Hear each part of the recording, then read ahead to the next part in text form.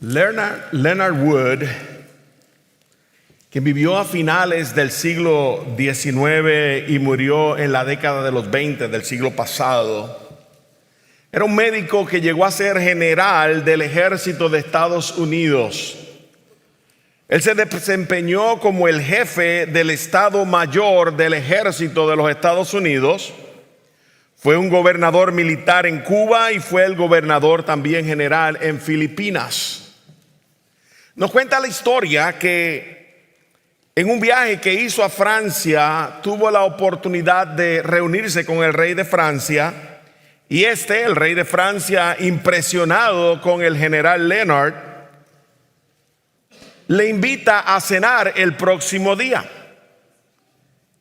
Al próximo día el general llega al palacio del rey y el rey se encuentra con él en uno de los salones y le dice: vaya, general, no esperaba verle. ¿Cómo es que estás aquí? El general, sorprendido, le dice: pero usted me invitó a cenar. Y el rey le dice: sí, pero no respondiste a mi invitación. Y fue entonces cuando el general Leonard Wood pronunció una de las frases más famosas de su vida. Él le respondió: la invitación de un rey nunca debe ser respondida, sino obedecida. Y yo creo que esto literalmente ilustra lo que Dios nos pide a nosotros en la Escritura. Cuando nosotros vamos a el libro de Deuteronomio, el capítulo 6, y comenzamos a leer la Escritura en el versículo 4, la palabra de Dios nos dice a nosotros: escucha, oh Israel, el Señor nuestro Dios, el Señor uno es. Amarás al Señor tu Dios con todo tu corazón, con toda tu alma y con toda tu fuerza. Y estas palabras que yo te mando hoy estarán sobre tu corazón, y diligentemente las enseñarás a tus hijos, y hablarás de ellas cuando te sientes en tu casa y cuando andes por el camino, cuando te acuestes y cuando te levantes. Y las atarás como una señal en tu mano y serán por insignias entre tus ojos. Y las escribirás en los postes de tu casa y en las puertas. Cuando Jesús caminaba en las calles de su pueblo, en las calles de Israel, hermanos, los fariseos le detuvieron y tratando de hacerlo caer, le dicen: ¿cuál es el más grande de los mandamientos? Y Jesús responde: oye, Israel, Jehová nuestro Dios, Jehová uno es. Y le amarás con todo tu corazón, con toda tu alma, con toda tu mente y con todas tus fuerzas. Y el segundo es semejante: amarás a tu prójimo como a ti mismo. Es interesante, hermanos, cuando leemos la historia del libro de Reyes, donde leemos la historia de el rey Josías, uno de los últimos reyes que gobernó sobre Judá antes de que éste fuese llevado al cautiverio. Encontramos que fue el rey donde su vida practicó, exhibió el gran mandato de la palabra de Dios, lo que llamamos el Shema. Para nosotros poder entender el mensaje de hoy, yo quiero pasar unos segundos mirando las palabras claves de este gran mandato. Y recordemos, la invitación de un rey no es para ser respondida, es para ser obedecida. No es para que alterquemos o pensemos si podemos o debemos obedecerla o no. Es para que la entendamos y la obedezcamos.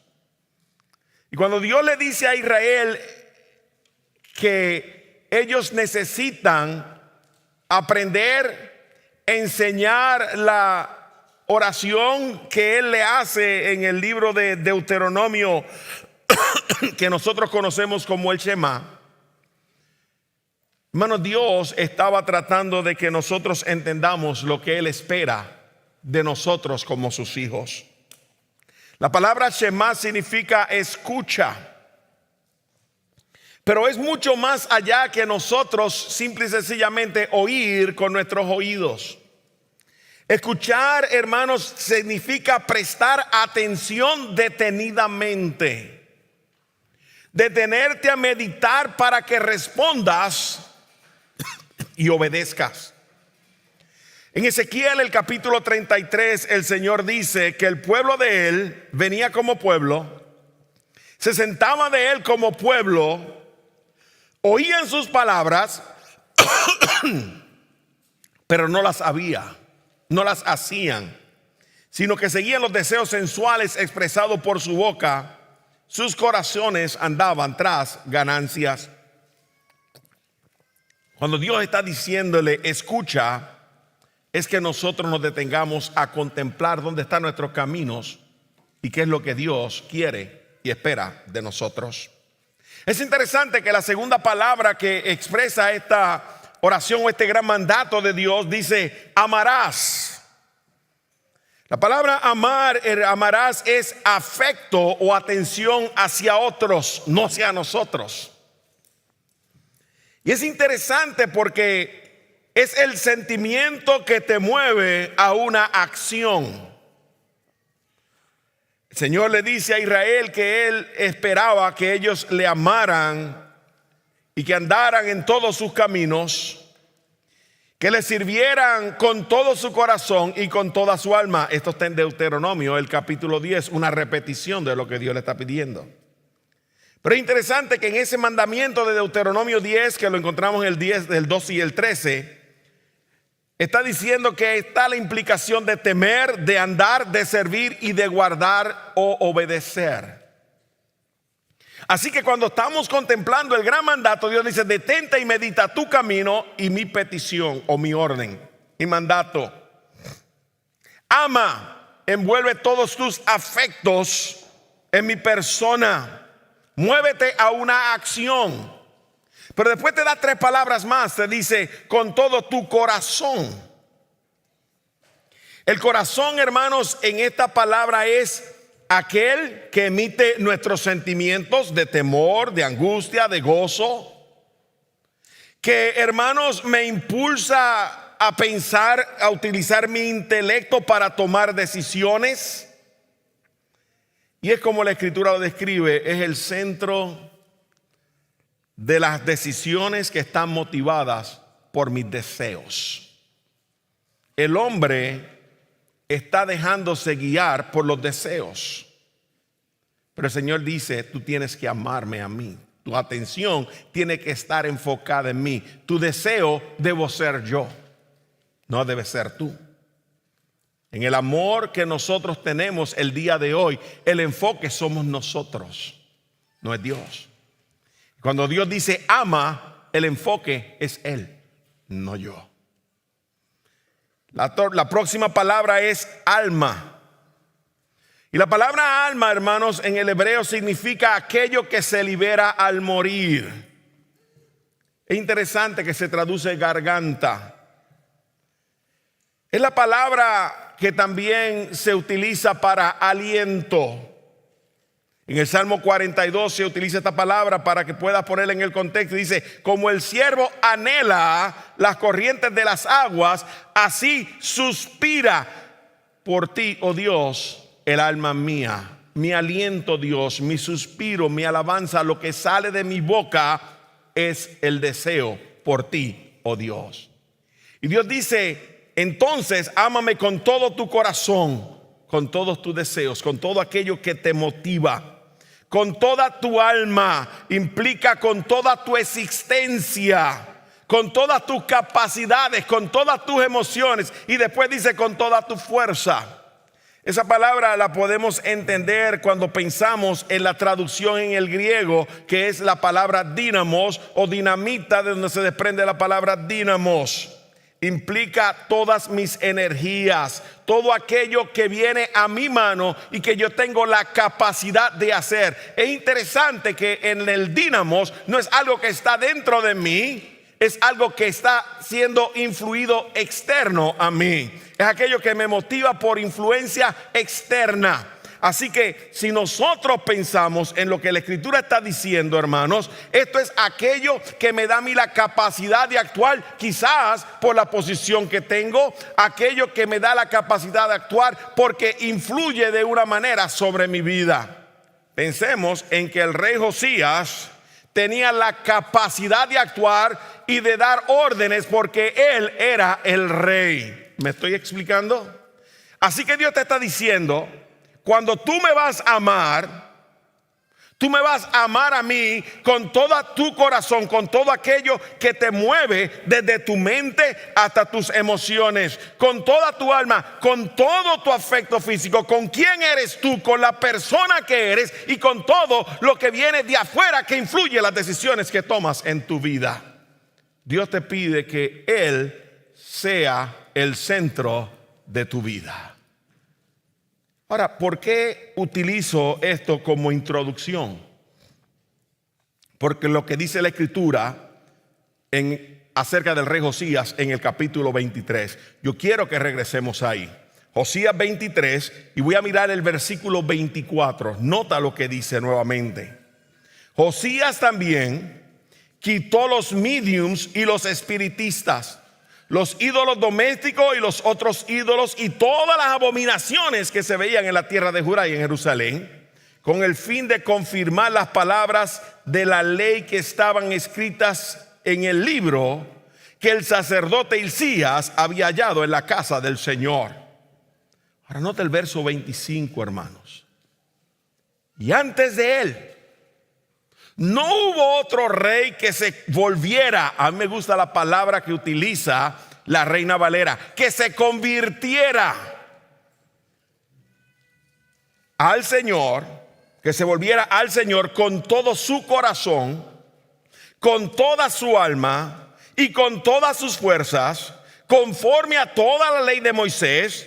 Ni otro como él se levantó después de él. Hermano, lo que vemos en la vida de Josías es una persona que está viviendo, que está practicando el Shema, que está haciendo lo que Dios le pide, que Dios es primero en su vida. El más grande mandamiento no es una revelación del carácter de Dios. El más grande mandamiento es un mandato de cómo nosotros, como hijos de Dios, debemos ponerle a Él en el trono y hacer de Él la prioridad número uno de nuestra vida. Así que en base a eso, yo quiero que nosotros miremos lo que la Escritura nos enseña y que miremos nuestra vida y digamos: ¿cómo luce mi vida a la luz del más grande mandamiento que Dios da en la Escritura? Amarás al Señor tu Dios con todo tu corazón, con toda tu alma y con todas tus fuerzas. Si Josías es del único que se dice que pudo practicar y que pudo ejemplificar, que pudo expresar, que pudo vivir el más grande mandamiento, entonces lo que leemos de Josías nos debe ilustrar lo que nosotros estamos haciendo y compararlo en la Escritura para saber si yo estoy midiéndome a la estatura del rey Josías o no. Sigue siendo el mismo mandamiento, sigue siendo la misma petición, y no es para ser discutida o respondida, es para ser obedecida. Así que en base a eso, miremos cuál es la idea central del texto del día de hoy. Una vida que trae honra y gloria a Dios cumple con el mandato de amar a Dios con todo su corazón, con toda tu alma y con todas tus fuerzas. Voy a repetir la idea central. Una vida que trae honra y gloria a Dios cumple con el mandato de amar a Dios con todo tu corazón, con toda tu alma y con todas tus fuerzas. Ahora, ¿cómo sabemos entonces que estamos cumpliendo este mandato divino? Y la primera respuesta o la primera clave la vemos en el libro de Reyes, en el primer libro de Reyes, en los versículos 1 al 3. Nota lo que dice: entonces el rey mandó reunir con él a todos los ancianos de Judá y de Jerusalén. Y el rey subió a la casa del Señor, y con él todos los hombres de Judá, todos los habitantes de Jerusalén, los sacerdotes, los profetas y todo el pueblo, desde el menor hasta el mayor. Y leyó en su presencia todas las palabras del libro del pacto que había sido hallado en la casa del Señor.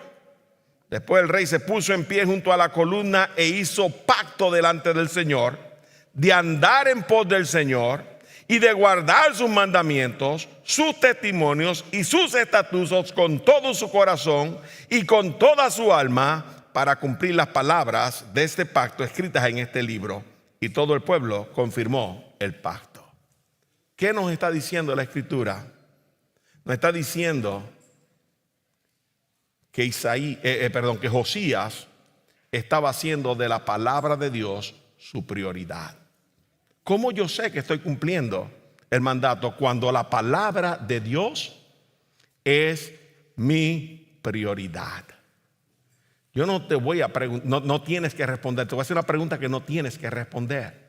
Pero leíste la Escritura esta mañana antes de venir a la casa de Dios. No, el pastor la va a predicar, él la va a leer allí.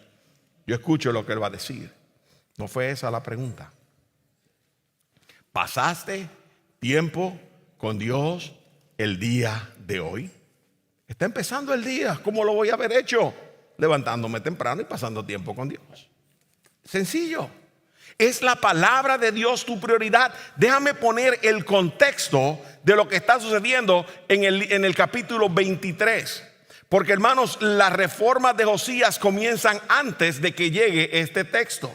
Para poder entender el contexto, yo me voy a ir temporalmente al segundo libro de Crónicas, el capítulo número 34. Porque ahí encontramos la historia similar, la misma historia, narrada de una manera más esquemática, más sistemática. Y yo quiero que tú notes lo que dice la Escritura. Mira lo que dice segundo de Crónicas, capítulo 34, y voy a comenzar en el verso 1. Josías tenía 8 años cuando comenzó a reinar, y reinó 31 años en Jerusalén. E hizo lo recto ante los ojos del Señor, y anduvo en los caminos de su padre David. No se apartó ni a derecha ni a su izquierda. Vamos a detenernos ahí. ¿Qué edad tenía Josías cuando comenzó a ser rey de Judá? ¿Qué dice la Escritura? 8 años. Su abuelo Manasés gobernó por 55 años. Y, hermano, todo lo que se había hecho antes de él, de eliminar lugares altos, y voy a hablar de ellos en un ratito, los volvió a restablecer. Volvió a establecer los cultos a Astoret. Volvió a establecer el culto a Moloc. Volvió a establecer toda la idolatría que Dios había pedido a su pueblo que no tuviera frente a ellos.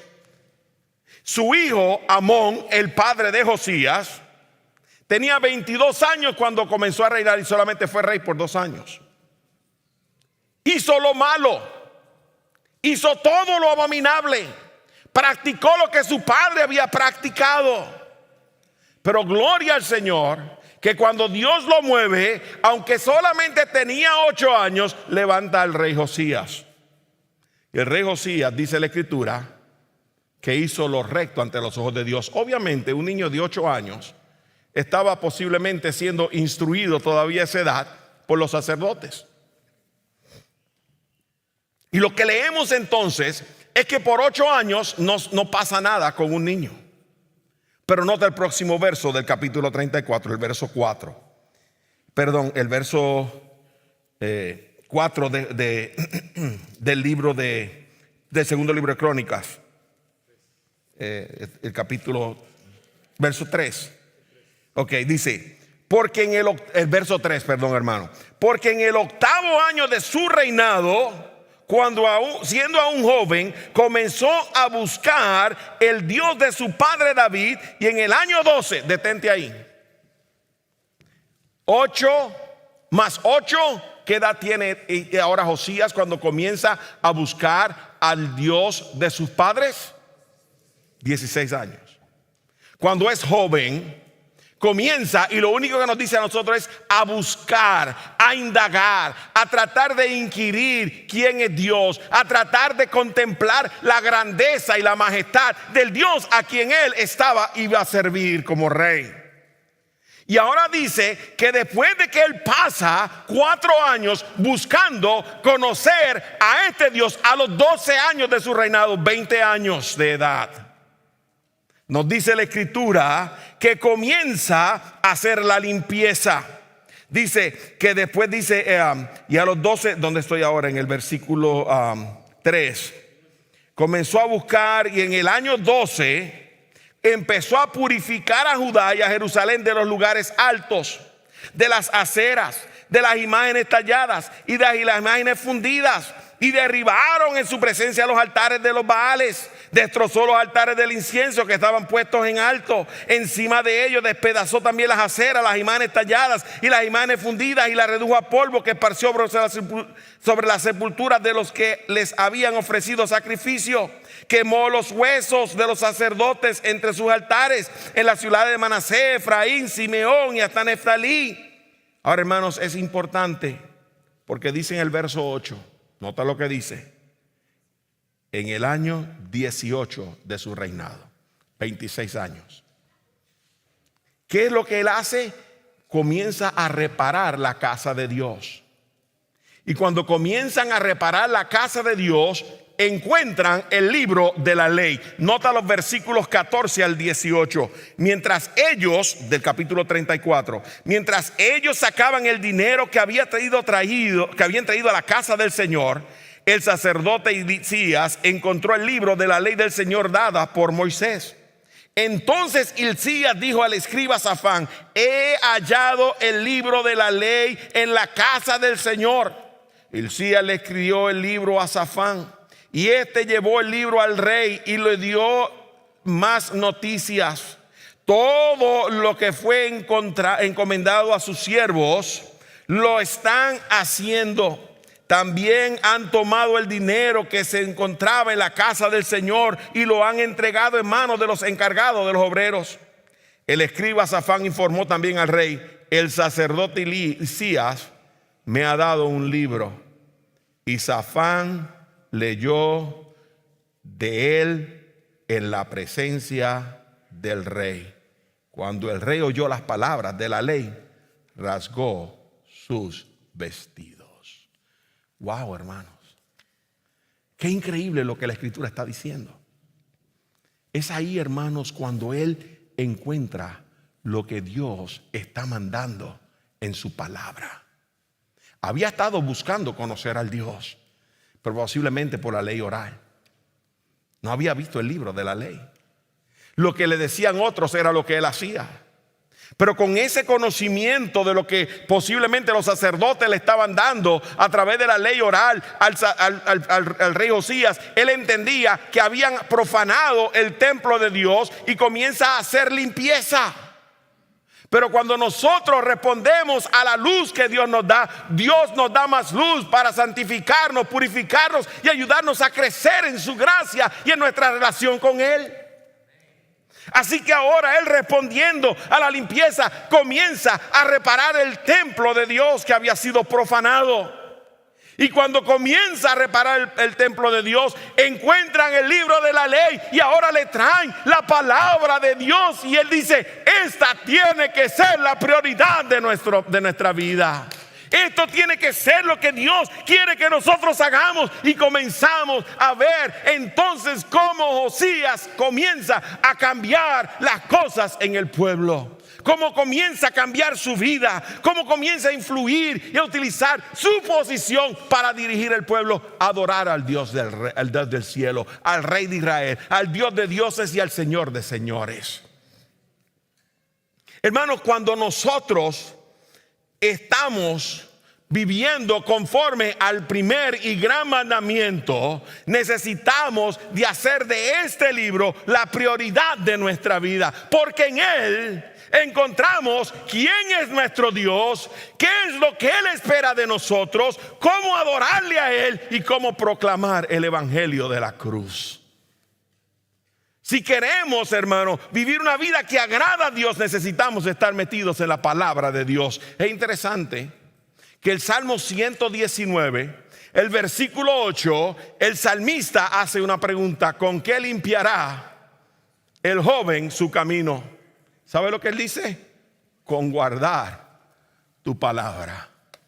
Y después en el verso 11 dice: en mi corazón, el centro de los pensamientos, las acciones, las decisiones, he guardado tu palabra, tus dichos, para no pecar contra Él.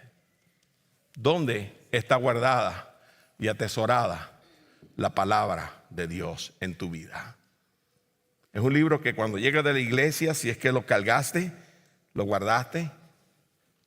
Es un libro, hermano, que todos los días utilizas para encontrar a Dios y dejar que Dios te diga lo que hay en ti, te revele lo que estás haciendo, te revele su carácter, su amor, su gracia, su paciencia y cómo tener libertad de aquello que te está amarrando en la vida de hoy. Cuando la palabra de Dios es nuestra prioridad, hermanos, nosotros vamos a compartirla. Nota que dice la Escritura en el capítulo 23 que Él entonces llamó y se reunió ¿con quién? Con los líderes y con los sacerdotes, con los profetas, con todo el pueblo, desde los más pequeños hasta los más grandes, y leyó que compartió que la palabra de Dios. Cuando la palabra de Dios está en tu vida, tú la compartes. Cuando la palabra de Dios es primera en tu vida, tú haces un compromiso para obedecerla, hizo pacto. Cuando la palabra de Dios está en tu vida, hermano, tú quieres obedecerla. Tú quieres, hermano, vivir parado detrás de la sombra del carácter de Dios. Tú quieres, hermano, que los escritos que te dicen a ti cómo acercarse a Dios, tú quieres obedecerlos, pues quieres llegar a Dios a la manera de Dios y no a la manera del hombre. Cuando la palabra de Dios es tu vida, hermano, tú vas a procurar vivir una vida que refleje quién es Dios. Es interesante que cuando Moisés estaba hablando con Dios, Éxodo 33, en el tabernáculo, y Dios le dice que lo va a sacar, y dice: Señor, si tu presencia no va con nosotros, no nos saques de aquí. ¿Y en qué conoceré yo que tu presencia ha de ir con nosotros? Y después de que está hablando con Dios y argumentar, dice: Dios, te hago una petición, muéstrame tu gloria, déjame ver quién eres tú tal como eres.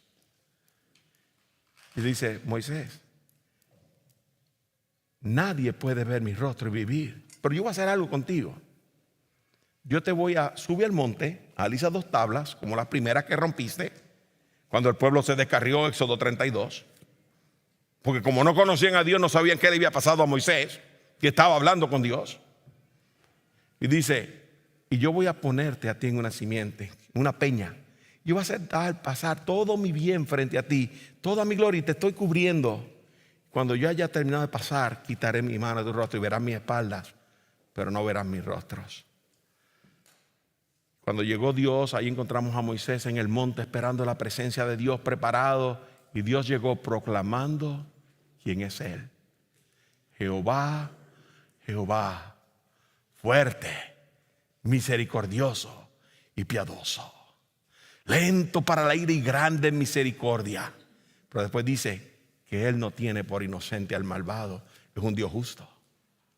¿Sabe lo único que pudo hacer Moisés? Postrarse rostro a tierra en adoración por la grandeza y la majestad del Dios ante quien Él estaba.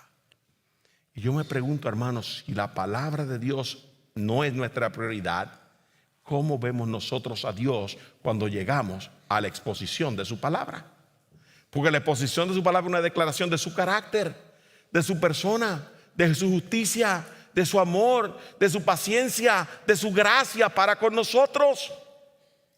Cuando estamos aquí, hermano, y contemplas a Dios, lo ves a Él como el Dios grande que es, como el Dios majestuoso, el Dios santo, el Dios soberano, el Dios que tiene misericordia para contigo y que todavía no te consume a pesar de que continuamos sumergidos en nuestro pecado.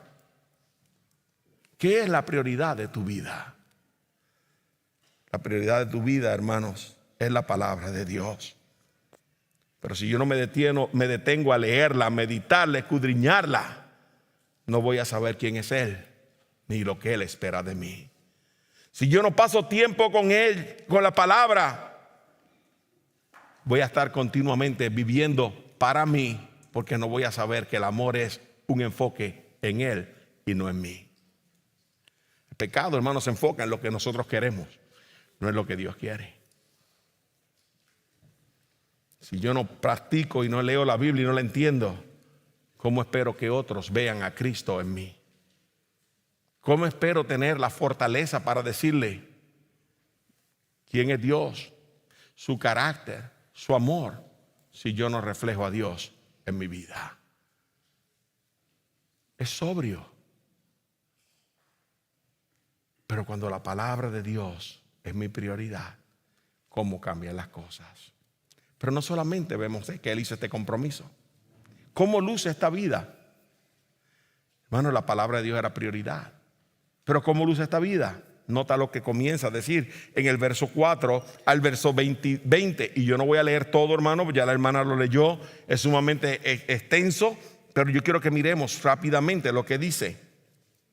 Dice que después el rey ordenó que el sumo sacerdote Hilcías y los sacerdotes de segundo orden y los guardianes del umbral sacaran del templo del Señor todas las vasijas que habían hecho para Baal, para la Acera y para todo el ejército de los cielos, y los quemó fuera de Jerusalén en los campos del Cedrón y llevó sus cenizas a Betel. Josías quitó a los sacerdotes idólatras que los reyes de Judá habían nombrado para quemar incienso en los lugares altos en las ciudades de Judá y en los alrededores de Jerusalén, también a los que quemaban incienso a Baal, al sol y a la luna, a las constelaciones y a todo el ejército de los cielos, y sacó a Acera de la casa del Señor fuera de Jerusalén al torrente de Cedrón, y la quemó junto al torrente de Cedrón, la redujo al polvo y arrojó el polvo de los sepulcros y los sepulcros de los hijos del pueblo. También derribó las casas de los dedicados a la prostitución que estaban en la casa del Señor, donde las mujeres tejían pabellones para la cera. Entonces Josías trajo todos los sacerdotes de la ciudad a Judá y profanó los lugares altos donde los sacerdotes habían quemado incienso, desde Jeba hasta Berseba, y derribó los lugares altos de las puertas que estaban a la entrada de la puerta de Josué, el gobernador de la ciudad, a la izquierda de la puerta de la ciudad. Sin embargo, los sacerdotes de los lugares altos no podían subir al templo al Señor en Jerusalén, sino que comían panes y levadura entre sus hermanos. También profanó al Tofet, que está en el valle del Ben-Hinnom, para que nadie hiciera pasar por fuego a sus hijos o a su hija, para honrar a Moloc. ¿Sabe lo que él hizo, hermano? Destruyó los ídolos que controlaban la vida del pueblo de Dios. ¿Tenía él la capacidad para hacerlo? Era el rey. Era el rey. Y lo que el rey decía era para obedecerse. Era para hacerse. ¿Me estás siguiendo? ¿Cómo tú sabes que estás viviéndolo? No solamente la palabra de tu prioridad. Destruyes los ídolos que controlan tu vida. ¿Qué ídolos están controlando tu vida en la mañana de hoy? Nota los ídolos, los falsos dioses que estaban en el templo de Dios. Oiga, mi hermano, hay cosas a que a veces la gente trae al templo que se convierten en un dios para nosotros. Por lo general, hermanos, voy a ser honesto, voy a ser bien claro con ustedes, está en la adoración. Yo le pido al Señor que la adoración en la iglesia se mantenga enfocada en Él y no en ellos. ¿Me está usted siguiendo? Yo he escuchado de iglesias, hermanos, que solamente el mover el órgano de donde lo tenían, hermanos, se ha formado un caos en la iglesia. Porque el órgano, ¿cuál es esa vaca sagrada que tienes tú en el templo de Dios? Destrúyela. Destrúyela. Aquí no puede haber vacas sagradas. Aquí el único sagrado tiene que ser nuestro Dios. ¿Sabe lo que él hizo? Destruyó a la acera. ¿Sabe quién era Acera, hermanos? Primero, antes de destruir la acera, removió los falsos maestros. Nota que dice el verso 5 que él quitó a los, verso 5 dice, quitó a los sacerdotes idólatras que los reyes de Judá habían nombrado para quemar incienso en lugares altos en la ciudad de Judá. Los falsos maestros, ¿a quién estás escuchando tú? A mí me da miedo a veces cuando la gente comienza a traerme predicadores nuevos. Que yo, hermano, quizás no quiere decir que no sean buenos, hermano. Hay lugares donde uno encuentra buenos predicadores. Pero tenga cuidado, hermano. No todo lo que postean en YouTube es bueno. No todo lo que dice el doctor Címbalo Resonante es correcto. No todo lo que dicen los apóstoles llamados del día de hoy, hermano, hay que contarlo. Me estoy explicando. Y sabe una cosa, hermano, a veces usted conoce el falso profeta no por lo que dice, sino por lo que deja de decir. Porque cuando tú escondes lo que el consejo completo de Dios, estás tratando de manipular la escritura para que la escritura diga lo que tú quieres que diga. Y no lo que Dios dice que diga. Y nosotros tenemos que tener oídos bien abiertos y haber conocido. Por eso es que es importante pasar el primero tiempo en la palabra para conocer lo que Él dice, entender lo que dice y no desviarnos de lo que Él dice. Porque los falsos profetas te van a decir parte de lo que Dios dice, pero no te van a decir todo lo que Dios dice. Porque ellos manipulan para su beneficio personal. ¿Qué más hizo él? Sacó a la acera, dice la escritura, así muy dice, a la imagen de Acera. Acera era la diosa asiria de la fertilidad. Y hermanos, su culto incluía prostitución e inmoralidad. ¿Qué inmoralidad estás albergando en tu corazón? Tenemos que estar luchando con nuestros ojos. Tenemos que estar luchando con nuestra mente. Tenemos que estar luchando contra nuestro corazón. Hay que tener cuidado, hermanos, porque Satanás es tan astuto. Y a veces tú no puedes resolver el que viste una vez algo que no debías ver, porque no sabía que iba a estar ahí. Pero la segunda mirada sí la puedes resolver. ¿Me está siguiendo? Hay que tener cuidado, hermanos. Job dijo, hice pacto con mis ojos. ¿Cómo habría yo de mirar una virgen para codiciarla? Hermano, tenemos que tener cuidado. Dios nos dice, alégrate con la mujer de tu juventud. Pero nosotros, hermanos, recuerda, amamos esto, lo que está dentro de nosotros, más que lo que Dios dice. El mandato es no amar lo que nosotros queremos amar, que es lo que nuestros deseos, lo que está dentro de nosotros, tenemos que amarlo a Él. Por eso dice, con todo tu corazón, el centro de los pensamientos, el centro de las acciones. Y yo tengo algo más que decirte. La escritura dice que engañoso es el corazón más que todas las cosas y perverso. ¿Quién lo conocerá? Y cuando alguien viene y dice, es que yo siento que esto es lo que Dios quiere que yo haga. Porque eso es lo primero que dicen, es que Dios, es que mi corazón dice. Y yo hermano, la respuesta que le digo es, la escritura dice que engañoso es el corazón. Cuando una persona viene donde mí a pedirme consejo, ya han venido y me dicen, pastor, la escritura me está inquietando por esto, esto y esto. Yo levanto mis antenas. Porque, hermano, Dios nos habla a través de su palabra. Pero yo pensé que me había hablado del pastor. Si está predicando la palabra de Dios, posiblemente te habló a través, puede ser que te haya usado, porque lo que hizo fue expandir lo que Dios dijo, si es un pastor fiel. A veces los pastores, queriendo hacer la voluntad de Dios, hacemos la voluntad de nosotros.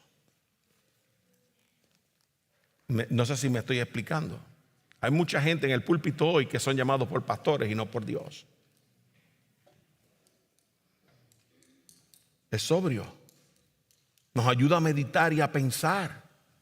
Pero Dios nos dice a nosotros que tenemos que ponerlo a Él por encima de todas las cosas.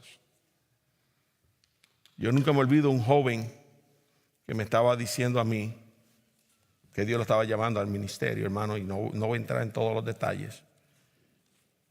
Yo le dije, ve a hablar con Dios y después me dices qué es lo que Dios te dijo. Porque, hermano, él no estaba viviendo una vida conforme a todas las leyes que tenía que practicar. Hermano, Dios hizo milagros. La primera respuesta que me dio a los 3 meses después de estar orando fue una respuesta que jamás yo esperaba oír y jamás espero escucharla otra vez. Yo dije, Dios me está llamando al ministerio. Y yo le dije, ¿y qué te pedí yo que hiciera? Que orara, pastor. ¿Y qué has estado haciendo? Orando y metido en la palabra. Ok, ¿qué te dijo Dios? Me dijo, que te sirvas, que sea tu siervo. Que tú seas que yo sea tu siervo. Que tú seas mi siervo. Sí, como Josué fue el siervo de Moisés, Dios me dijo que yo tengo que ser el siervo tuyo. Jamás espero escuchar esta respuesta, jamás. Jamás, hermano. No es lo que yo jamás esperaba escuchar. Hermano, literalmente se convirtió en mi siervo. Si estaba lloviendo, me quitaba la llave del carro. Él se mojaba y lo buscaba. Porque él no quería que yo me mojara. Hermano, si yo me iba, él no se iba de la iglesia hasta que yo me hubiese ido. Me pidió una llave, él se encargaba de cerrar todo y chequear todas las puertas. Hermano, era un siervo. Y cuando Dios lo llamó, hermanos, él regresó a su país para prepararse. Hermano, Dios lo usó en otro país diferente, en Bolivia. Hermano, a veces nosotros queremos controlar. ¿Quería yo que Dios llamara a un joven al ministerio? Obviamente sí. Pero no soy yo quien puedo llamar al ministerio. No soy yo quien puedo poner en el ministerio. Eso le corresponde al Señor, no a mí. ¿Me estoy explicando, hermanos? Y nosotros muchas veces queremos vivir de una manera que no es como Dios nos pide que hagamos. ¿Qué ídolo hay en ti que te está impidiendo crecer en la gracia de Dios? Nota, hermano, que dice aquí la Escritura claramente que cuando él comenzó, él removió a los falsos líderes. Él removió a aquellos que estaban reemplazando las vacas sagradas del templo. Él removió la raíz de la inmoralidad. No solamente removió la inmoralidad, la raíz de la inmoralidad, quitó todo, hasta los cuartos de prostitución eliminó. Nota que dice que él no solamente eso, se fue por la ciudad y removió de la ciudad todo aquello que les hacía recordar a los ídolos. Versos 8 y 9. Dice la Escritura que después fue y removió a aquellos que estaban sacrificando sus hijos en el altar de Moloc. Y a veces, hermano, nuestro Dios son nuestros hijos y no nos damos cuenta que lo que estamos haciendo es sacrificándolos en el altar de nuestra conveniencia y de nuestra comodidad.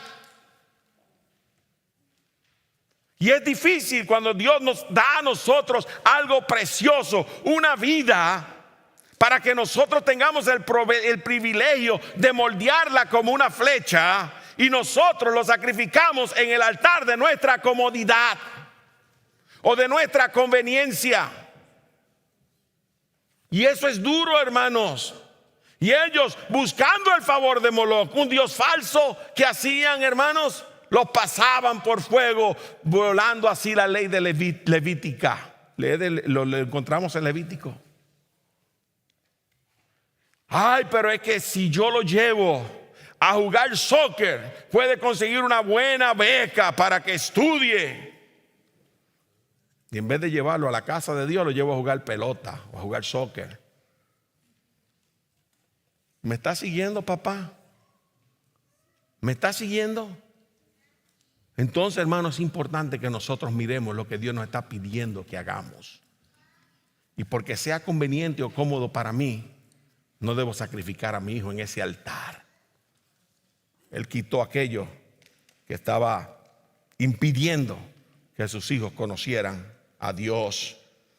Hermanos, dice la Escritura que Él removió todo lo que sus antepasados habían traído a la adoración pagana del pueblo. Es que es la tradición, es lo que hacía mi abuelita, es lo que mi mamá me decía. Es que tú no entiendes. Y hermano, escuchamos en las tradiciones y envolvemos nuestra vida en tradiciones que muchas veces son completamente contrarias a lo que la palabra de Dios nos está demandando o nos está pidiendo. ¿Qué más hizo Él, hermanos? Él removió los lugares altos que estaban afectando al pueblo completo. No solamente terminó en Samaria, no terminó en Jerusalén. Nos dice la Escritura en el verso 15 que después se fue a Betel. Y ahí nos habla, hermanos, de primero de Reyes 13, cuando el profeta fue y proclamó contra el altar. Y nos habla de los huesos de ese profeta. Yo hablé de eso en el último mensaje que prediqué. Y nos dice a nosotros, hermanos, que no solamente, sino que también se fue a Samaria a derribar los lugares altos. Usted va a leer en la historia de Israel. A menudo los reyes de Israel, dice, hicieron lo bueno ante los ojos de Jehová, pero los lugares altos aún no eran quitados.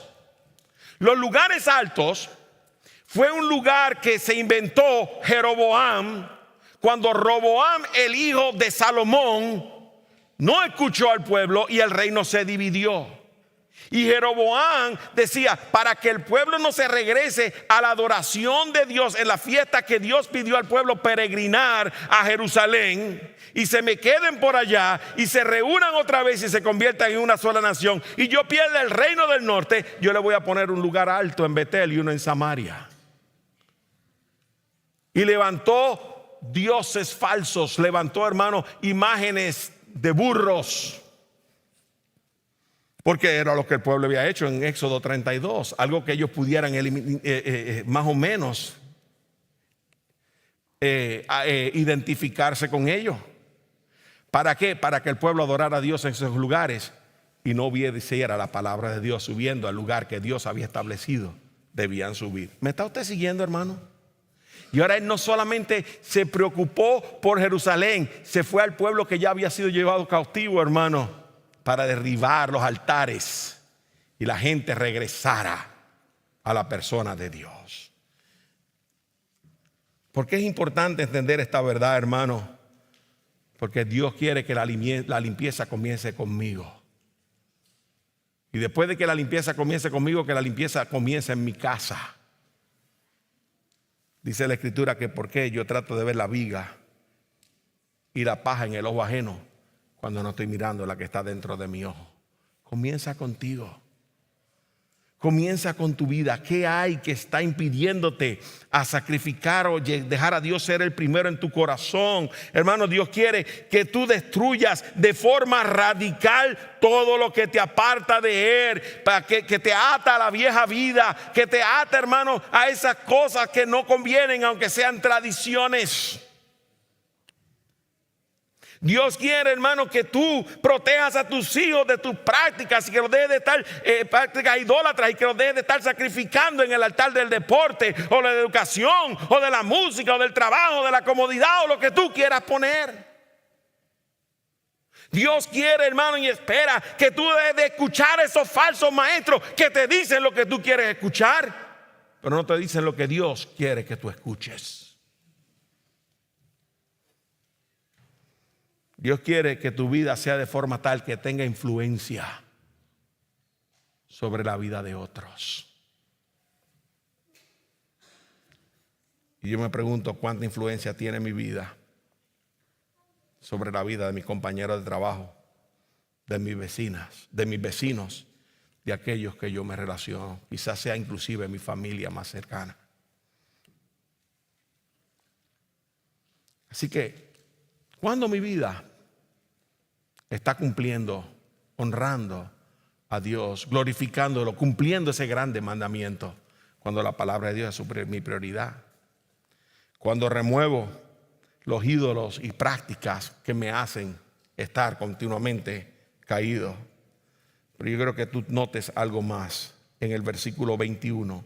Dice: entonces el rey ordenó a todo el pueblo: celebren la Pascua al Señor su Dios, como está escrito en este libro del pacto.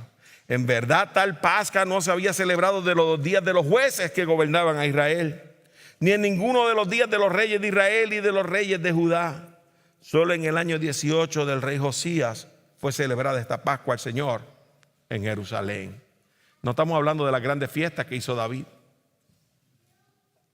porque en la Biblia no dice que esa Pascua se celebró durante el tiempo de David.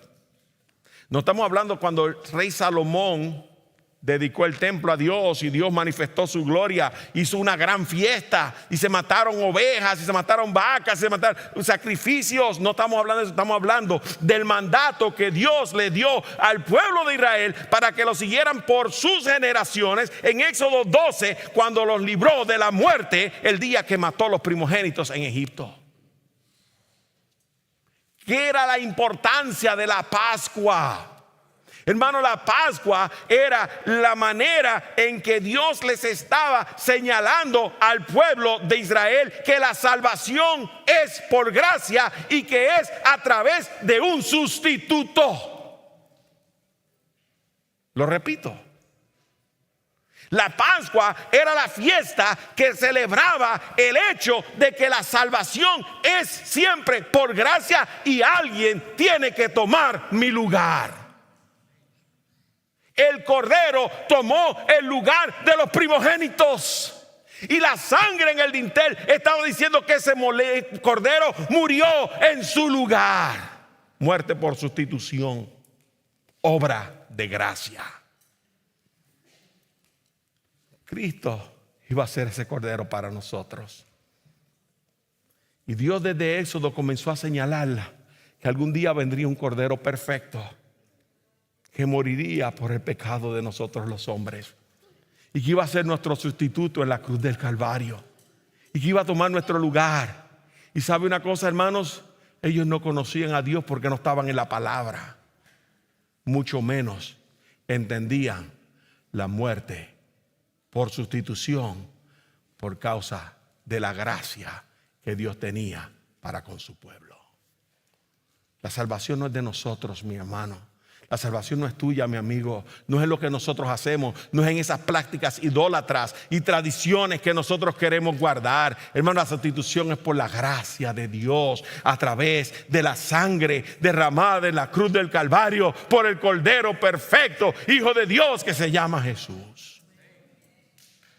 Hermano, de eso es que estamos hablando. De eso es que está hablando la palabra de Dios. Y cuando él escuchó que ellos no habían celebrado la Pascua, hermano, rasgó su vestido. Y si tú vas, hermano, al segundo libro de Crónicas, el capítulo 35, tú vas a leer lo maravilloso de aquella Pascua. Y dice que no se había celebrado una Pascua como tal en Israel desde los tiempos de los jueces.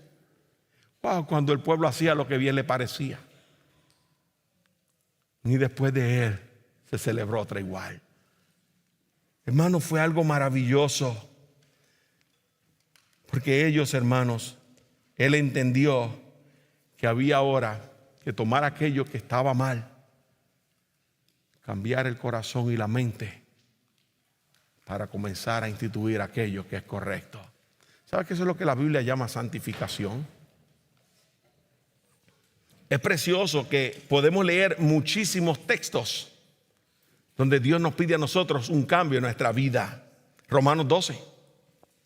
Por consiguiente, hermanos, os ruego por la misericordia de Dios que presentéis vuestros cuerpos en un sacrificio vivo y santo, que es aceptable a Dios, que es mediante la renovación de vuestra mente, para que verifiquéis cuál es la voluntad de Dios, que es bueno, aceptable y perfecto. En Corintios 6, el versículo 6 nos dice: ¿o no sabéis que los injustos no heredarán el reino de Dios? No os dejéis engañar, ni los inmorales, ni los idólatras, ni los adúlteros, ni los afeminados, ni los homosexuales, ni los ladrones, ni los avaros, ni los borrachos, ni los difamadores, ni los estafadores heredarán el reino de Dios. Y esto erais algunos. Es decir, esto eran las prácticas de aquellos que habían venido a Cristo.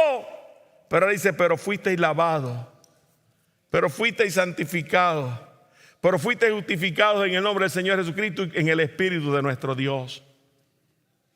Y cuando llegamos al libro de Efesios, hermanos, donde encontramos la grandiosa obra de salvación en la vida de nosotros los hombres, y comenzamos a ver después del que en el capítulo 4, cuando Dios comienza a hablar del andar cristiano, nos dice, comenzando en el versículo 17, que tenemos que aprender a andar en transformación.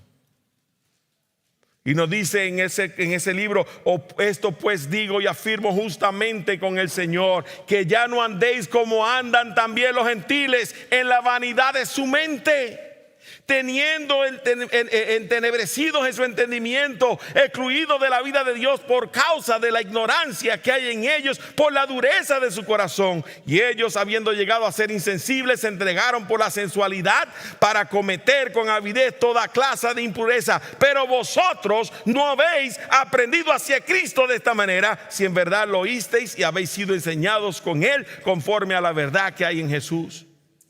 Que en cuanto a vuestra vida, en cuanto a vuestra anterior manera de vivir, os despojéis del viejo hombre que se corrompe según los deseos engañosos, que seáis renovados en el espíritu de vuestra mente y os vistáis del nuevo hombre, el cual está en la semejanza de Dios, ha sido creado en la justicia y santidad de la verdad. Por tanto, dejando a un lado la falsedad, hablar verdad cada cual con su prójimo. Y no voy a leer el resto del capítulo.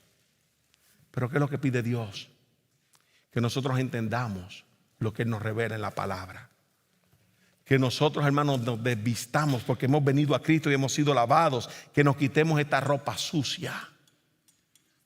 Pero antes de vestirnos con ropa limpia, nos demos un buen baño.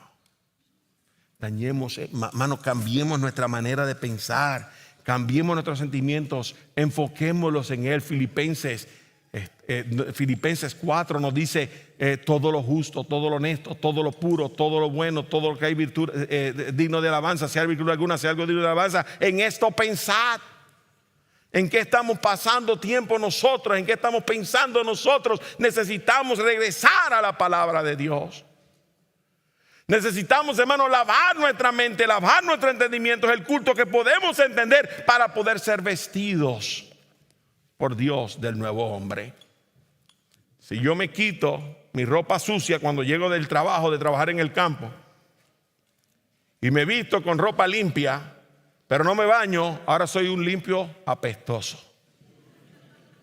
Eso es lo que soy. Y eso es lo que tratamos de hacer. Nos vestimos hoy de cristianos. Voy para la iglesia. Pero siendo, hermano, una persona que huele mal. Porque no se ha bañado, no se ha limpiado en lo que Dios nos ha dado para que nos limpiemos. Él te lavó, te perdonó, pero Él quiere que tu mente sea transformada. Él quiere que seamos renovados. Él quiere que nosotros vivamos como Josías, que se convirtió. Esa palabra convertirse, cambio de mente, cambio de actitud, cambio de dirección, cambio de enfoque. Que ya yo no viva más para mí, que viva para Él. Para que Dios se glorifique en nuestra vida. Pero ¿sabe lo que toca mi corazón? Mira el verso 24. Que después de que Josías hizo todas estas cosas y se convirtió al Señor con todo su corazón, con toda su alma, con todas sus fuerzas, dice la Escritura en el verso 26, sin embargo, wow. En base a todo lo que había pasado, sin embargo, el Señor no desistió del furor de su gran ira, ya que ardía su ira contra Judá a causa de todas las provocaciones con que Manasés lo había provocado, su abuelo. Todavía ellos van a pagar por lo que hizo su abuelo. Y el Señor dijo, también quitaré a Judá de mi presencia, como he quitado a Israel. Y desecharé a esta ciudad que yo había escogido, a Jerusalén, y al templo del cual dije, mi nombre estará allí. Hermano, no importa lo que nosotros hagamos, nunca vamos a alcanzar la perfección de aquel que una vez para siempre pudo lavar nuestros pecados. De aquel que cuando murió en la cruz, Dios dijo, ya todo es completo. Ya no hay más necesidad de sacrificios. Ya no hay más necesidad de templos. Ya no hay más necesidad de obras. Él lo ha hecho todo. Y es el único que cuando entregó su vida quitó completamente la ira de Dios sobre el pecado. El varón perfecto, Cristo Jesús. Hermano, aunque nosotros no podemos tener perfección, Jesús nos dice a nosotros que vivamos atesorando al Dios del cielo en nuestros corazones, permitiendo que Él tome control de nosotros, de nuestra mente, de nuestra alma, de todo lo que tenemos la capacidad y con la capacidad de honrar al Señor. Dios te dio un talento, úsalo para la gloria de Dios. Dios te dio, hermanos, una casa, úsala para la gloria de Dios. Dios te dio, hermano, quizás una habilidad, úsala para la gloria de Dios. Dios te dio tiempo, úsalo para la gloria de Dios. Ponlo a Él primero en tu vida. Métete en la palabra. Quita de tu vida aquello que te amarra y te esclaviza. Regresa al Señor. Regresa. Está siempre listo para perdonar y para recibir.